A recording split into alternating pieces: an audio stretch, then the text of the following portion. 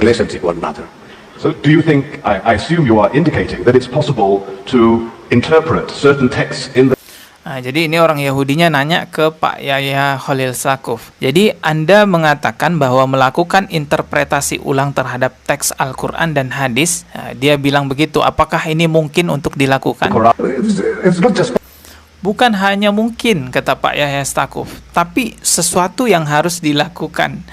Yang jelas Pak Yahya Saquf dalam video ini menginginkan adanya perubahan terhadap Al-Quran, entah itu secara ayat ataupun secara tafsirnya, demi membangun hubungan baik antara umat Islam dengan Yahudi, katanya. 300 ayat yang menjadi pemicu hidup intoleran, pemicu hidup radikal dan membenci orang lain karena beda agama, itu di-skip atau direvisi atau dihapuskan dari Al-Quran Indonesia. Mereka mengatakan bahwa Al-Quran ini menjadi pemicu rusaknya hubungan antara Muslim dengan non-Muslim. Lalu mengatakan juga bahwa Al-Quran sudah tidak relevan lagi di zaman sekarang, dan pada akhirnya dia meminta agar Al-Quran ini direvisi, dirubah-rubah sesuai dengan kemauan dia. Assalamualaikum warahmatullahi wabarakatuh. Ada yang mengatakan bahwa Al-Quran sudah tidak relevan lagi dengan zaman sekarang. Subhanallah, itu adalah syubhat, perkataan yang menyesatkan, yang sangat berbahaya sekali untuk orang-orang Islam, apalagi orang-orang Islam yang awam. Biasanya teman-teman, syubhat seperti itu disampaikan oleh orang-orang kafir, khususnya misionaris-misionaris yang suka menyerang agama Islam seperti Saifuddin Ibrahim. 300 ayat yang menjadi pemicu hidup intoleran, pemicu hidup radikal dan membenci orang lain karena beda agama, itu di-skip atau direvisi atau dihapuskan dari Al-Quran Indonesia. Ya, ini sempat viral ya teman-teman. Saifuddin Ibrahim laknatullah, dia meminta Al-Quran Indonesia itu 300 ayat direvisi atau bahkan dihapus. Tidak hanya Saifuddin Ibrahim, juga sempat viral salah seorang non-muslim yang bernama Elia Miron. Ini dengan tegas juga mengatakan di sosial media, meminta kepada Menteri Agama agar mereformasi Al-Quran. Ketika saya mengunjungi situs Quran Kementerian Agama Republik Indonesia dan tafsirnya, secara khusus pada surah Al-A'raf 157, saya menemukan ayat-ayat Injil yang diambil sedemikian rupa untuk mendukung asumsi teologis berkaitan dengan nubuatan kedatangan Nabi Muhammad. Tentu hal tersebut berpotensi merusak kerukunan antar umat beragama di Indonesia. Dengan demikian saya berharap Kementerian Agama Republik Indonesia melakukan reformasi atas hal tersebut. Seperti itulah syubhatnya ataupun penyesatan dari misionaris-misionaris pembenci agama Islam. Mereka mengatakan bahwa Al-Quran ini menjadi pemicu rusaknya hubungan antara Muslim dengan non-Muslim. Lalu mengatakan juga bahwa Al-Quran sudah tidak relevan lagi di zaman sekarang, dan pada akhirnya dia meminta agar Al-Quran ini direvisi, dirubah-rubah sesuai dengan kemauan dia. Kalau yang mengatakan seperti itu adalah orang kafir yang merupakan misionaris penyerang agama Islam, saya tidak terlalu kaget teman-teman. Yang saya kaget itu melihat video ini. Dengan jelas terlihat Pak Yahya Saquf, mohon maaf sekali, percakapannya dengan orang Yahudi seolah-olah ini mirip seperti keinginan Saifuddin Ibrahim dan keinginannya Elia Miron yang merupakan misionaris, ingin merubah-rubah Al-Quran, baik itu dari sisi tafsirnya ataupun dari ayatnya. Coba kita lihat dulu ya ini videonya. Ini udah lama sebenarnya ya. Coba kita lihat dulu aja.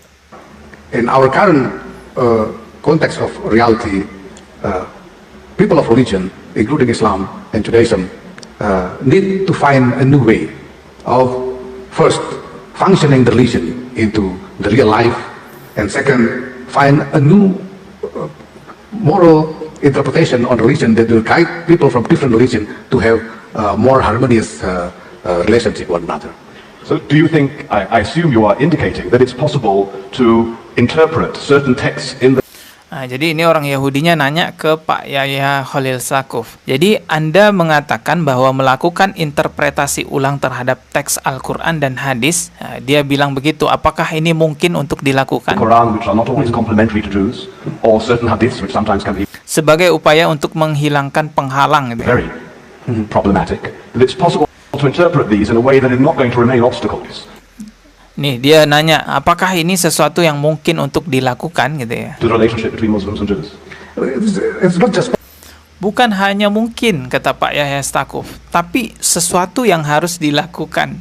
Jadi merubah interpretasi ataupun memunculkan interpretasi baru di dalam Al-Quran ini bukan hanya mungkin dilakukan, tetapi sesuatu yang harus dilakukan untuk menjaga atau untuk menumbuhkan hubungan baik antara agama Yahudi dengan agama Islam gitu.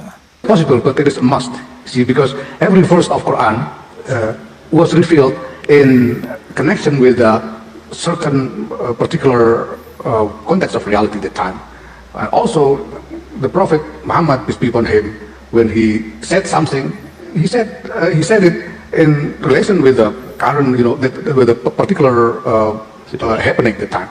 So the Quran and the Hadith are both basically a historical document that contains the guidance of morality in responding to particular situation.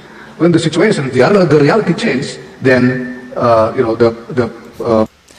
ketika situasi dan realitanya berubah, maka manifestasi dari moralitas tersebut sudah seharusnya dirubah pula.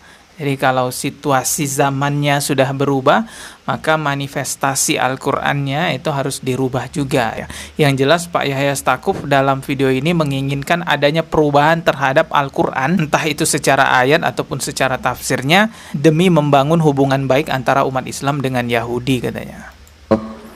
The manifestation of the spirit of morality should be changed also.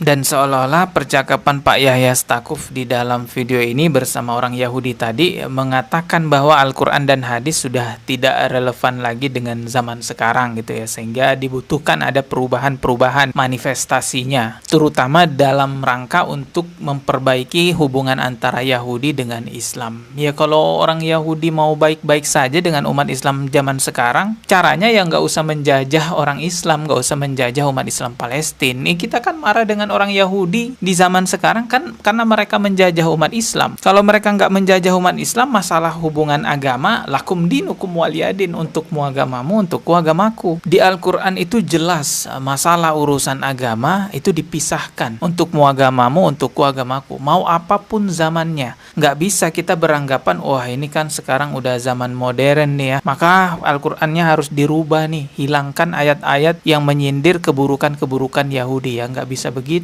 Sebagai muslim kita harus taat kepada Al-Quran. Sama halnya aturan larangan memakan babi. Kapanpun zamannya, kapanpun tahunnya, ya tetap harus ikut aturan itu. Jangan karena oh ini udah zaman modern nih, babi sudah dinormalisasi, sudah biasa saja, jadi ayat-ayat tentang larangan makan babi dihapuskan saja. Nggak bisa begitu, karena ini aturan Allah, bukan aturan manusia. Kalau nggak mau ikut aturan Allah karena sudah merasa modern, sudah perkembangan zaman, ya murtad, bikin aturan sendiri, nggak usah rubah-rubah ajaran agama Islam. Kami umat Islam sampai kapanpun di zaman apapun ya ikut dengan aturan agama Islam apa yang ada pada Al-Quran dan hadis. Oke, kita ketemu lagi di video berikutnya. Subscribe dan juga loncengnya ditekan sebagai notifikasi. Wassalamualaikum warahmatullahi wabarakatuh.